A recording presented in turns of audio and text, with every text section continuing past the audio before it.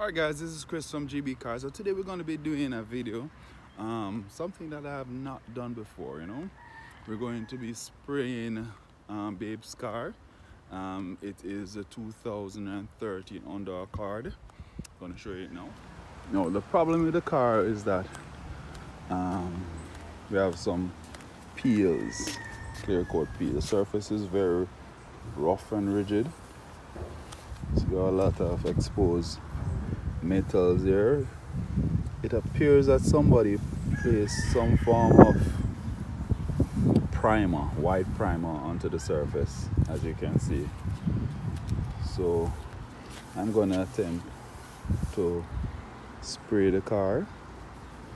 So I've never done anything like this before, but I'm gonna attempt to do it, and I'm going to try and see if I can get rid of certain dents from the Honda. We have a slight dent right here. Don't know if you guys can see it. I'm not certain exactly how I'm going to get that out, but I have a dent removal kit, so I'm going to try to use that. This rear top splitter, that's what it's called. It is in a bad shape, so I'm going to take that out and paint it. Also, the quarter panel here has the same issue with the paint eroding, or it seems as the paint and the clear coat, so that needs to be done. And at the back, same situation. But what I realized is that the lower half is not in such of a bad condition. You need to just tape off some areas right there and get that done, and just spray the top half. So it's more the quarter panels and the top, as I say, that needs to work, and this section of the quarter panel is very bad too. So I'm going to fix that up and get that painted. So yeah, I'm going to do that today. But another issue that the car is having is the starter. Now the starter has been going bad, so I'm going to purchase a starter for the vehicle, and I'm going to install it. Now, for those who don't know, the starter for this year, the 2013 Honda Accord, is located, I think that's it. I think we're looking at it right here. So that's what I need to order, the starter here. And it's not, hopefully I have to remove the battery to get it out and pull a number of bolts. Seems like a task that I may or may not undertake. It's a little bit tedious to get to, but when we reach there, we're not going to focus on that this trip. We're going to focus on showing you guys a step in preparing the surface for the paint job. Yes, I'm sidetracking, but I really need to purchase that starter for the vehicle. Alright, let's first walk you through the steps in preparing the surface. We have some sandpaper that we're going to be using. We'll look at that right now. Alright, for this project we're going to be using a number of grade sandpaper. We're going to be working our way up the line. We're going to start with the most abrasive, the 320P, and then we're going to work our way up to the 420, and till we get off all of these clear coats. Okay, we're not going to carry it down to bare metal. We just want to get it as smooth as possible. Then we're going to prime the surface so it's prepared for painting.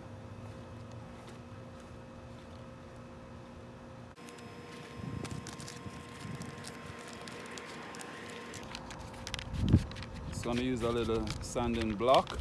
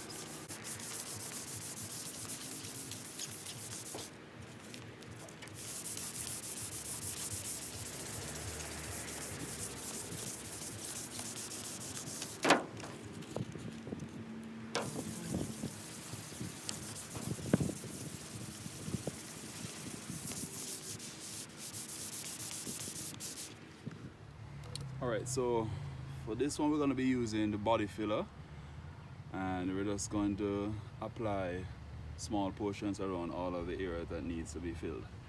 Alright, so this product normally comes with a hardener that you have to apply. So this is the hardener.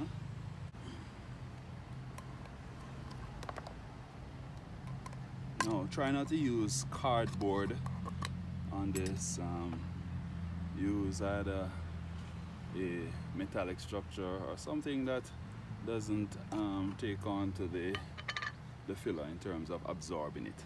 So I'm just using a little shiny paper here with a board.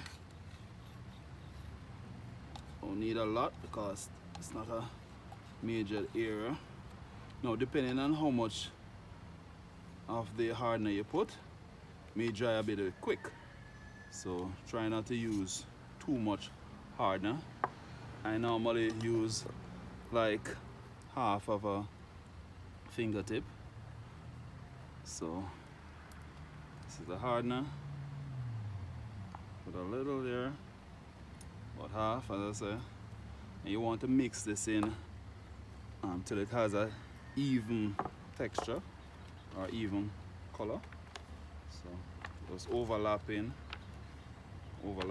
so you can see the hardener absorbing into the color of the filler.